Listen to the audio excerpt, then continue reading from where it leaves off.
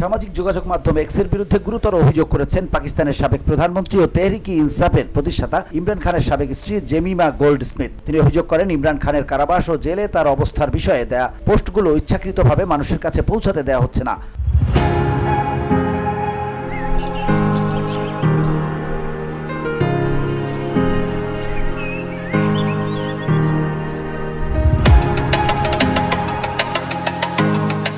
শনিবার the Telegraph অনলাইনের এক প্রতিবেদনে এ তথ্য জানানো হয়েছে।